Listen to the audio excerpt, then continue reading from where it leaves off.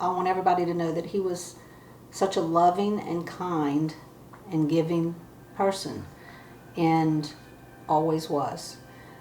It wasn't, even as a child, he shared his toys without us having a say, and in our community we lost a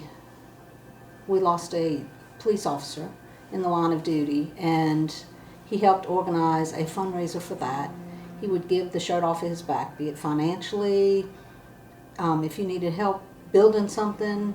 All his friends knew to call Cayce first, because he was one of those that was going to jump right in there and be right there to help no matter what. And I think that's what I want everybody to remember him for being the kind, giving, gentle soul that he was.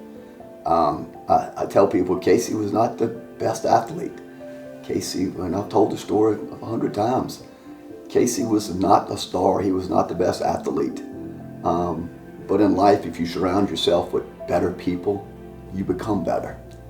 I told a story, Cayce, he didn't even start at Stanislaus all the time when he played. He played football, baseball, and soccer his senior year. He was mediocre in all of them at best, right? And a couple months before soccer was over, he said, "Dad, I want to go to Pearl River and play soccer." And I thought, I didn't say it out loud, but I'm like, I don't think you're good enough, right? But we reached out. Fortunately, Coach Bird came and watched him at Pearl River Central and said, "I need a defender." And he took a chance on Cayce.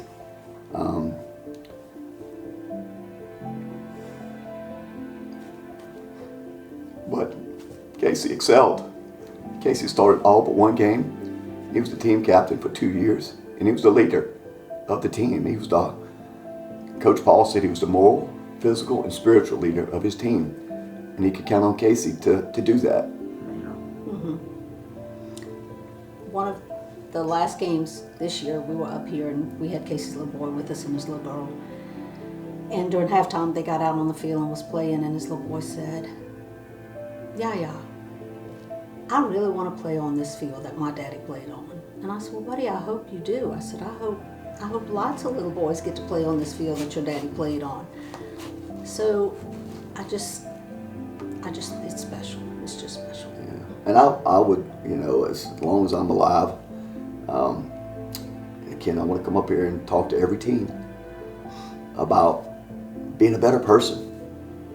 Yeah, the 36 here, but that name means something.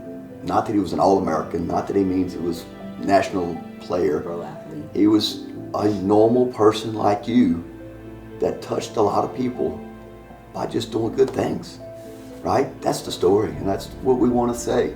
It's not bad. I never rather brag on my kids, right? Cayce was an okay athlete, right?